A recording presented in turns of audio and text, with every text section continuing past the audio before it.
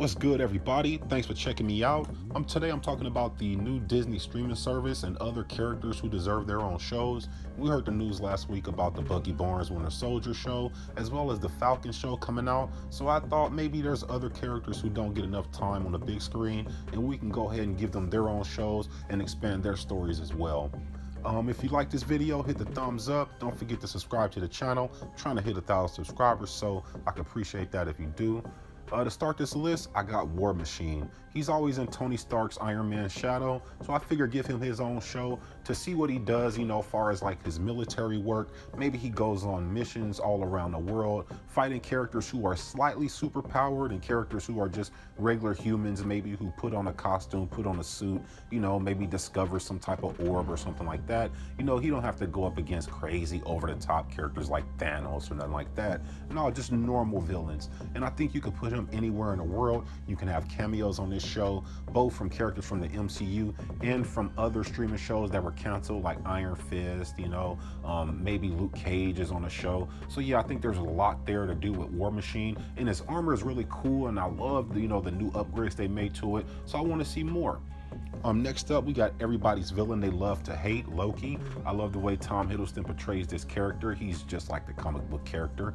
And I think that if you give him his own show, it will bring him out the shadows of Thor, his brother. So I think when he's on the screen, he's always sharing time. And Thor Ragnarok, they had a multitude of characters he had to share time with. Valkyrie, Hulk, Hela, all those characters they put in the movie.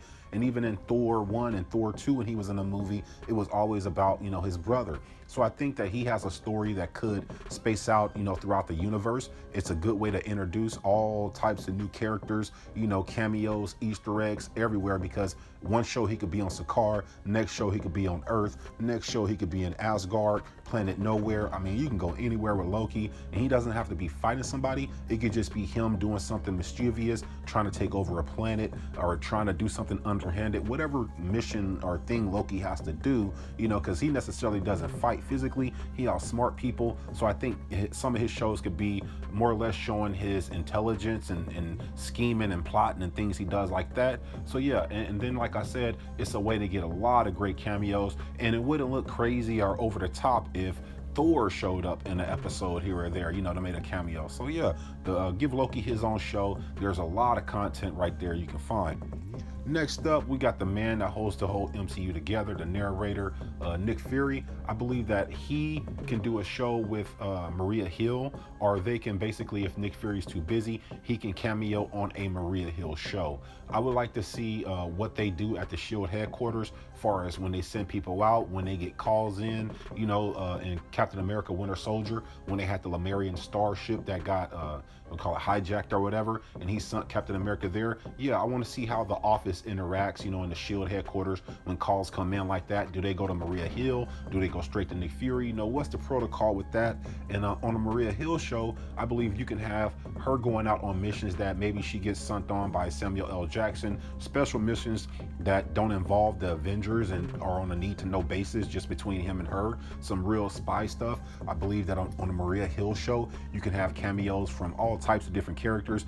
I was thinking some of those characters who are on the Agents of S.H.I.E.L.D. show, who may be a little bit popular than the other ones, you can bring them along and sort of transfer that show into the Maria Hill show. So you can call it Maria Hill, Agent of S.H.I.E.L.D., and just have, different characters from your streaming shows and from your former Agents of S.H.I.E.L.D. show, and put them all into Maria Hill show for different cameos throughout, the season. Wherever they got a mission, they may need a certain character to appear. You can do it like that and keep everybody working, and more or less make the Agents of S.H.I.E.L.D. show better.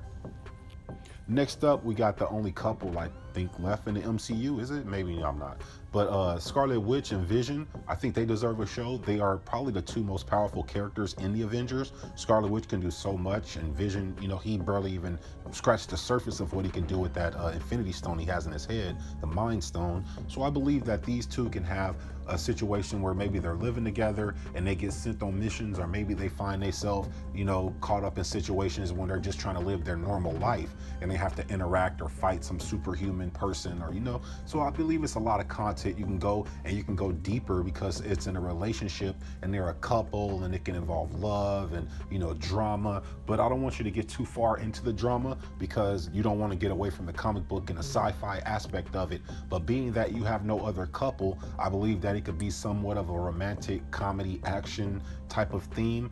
And I know Paul Bettany and Elizabeth Olsen, they're really busy. So I believe this could be a limited series, maybe like 6 episodes, 10 episodes, something like that. Just give us their story about maybe from Age of Ultron into Avengers Infinity War and how they blossomed over that 2-year period and became a couple that we see in Infinity War.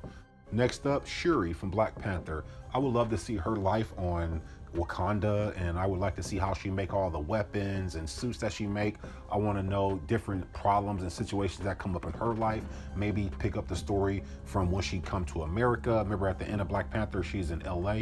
So yeah, bring her to America, show the different things she have to do, and you can show her interacting with different SHIELD agents, or somebody to share her technology with. You can even have her working with the Iron Man in his studio. But there's so many different directions you can go. I would prefer you keep her in Wakanda and just have her going on different missions and doing things by herself. I don't think you could put her in a Black Panther suit, but I think she can have her own version of her costume she had in the Black Panther movie, mix it in, make it a little more armor built onto it, because she's going to be going out and doing different missions on her own. I definitely want to see more of her. She's funny, she's very pretty, she can act. So yeah, definitely Shuri deserves her own show. And last but not least is Ex-Con Consultants, the gang from the Ant-Man movies, the Ant-Man and Wasp movie also. I think Michael Pena, T.I., and David, I can't pronounce your last name, so I'm not going to try. But yeah, those gentlemen right there, they're really funny together. I believe that them doing missions together, maybe stumbling into problems accidentally, like for instance, they're coming up to a warehouse and some guy, who made a costume and he's going around breaking into warehouses now. And then Ex-Con Consultants run up on him and catch him. He's not an overpowered villain. He's not nobody, super powered or nothing like that. It's just a regular villain. And then every once in a while, you can have them go up against somebody maybe with some small versions of some powers, but you don't want to get too far out there because this is going to be kind of like a comedy show mixed in with some action in the middle. But you don't want to get them going up against some characters that are just way too powerful to where they got to call Ant-Man, call Captain America and the Avengers and all that. So yeah, just keep it a real comedy show type of feel, and I think you'll be fine with that. But yeah, that's just some of my ideas about different characters who deserve their own shows, or maybe who don't get enough time on a big screen. We can give them some shows on a streaming service. None of these shows have to be 10 seasons, 15 seasons. Some of these shows could just be one season where you're trying to tell one single story. Some of them can be 5 seasons, something like that. But yeah, I don't think we should try to equate this with a sitcom going on for 10 years and 12 years like Friends or nothing like that.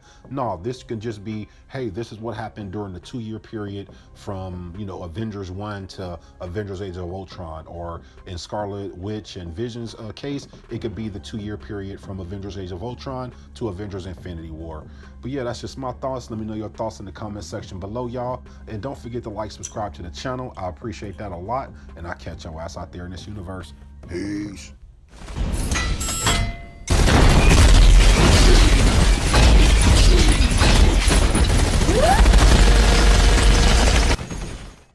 And what are these? The real question is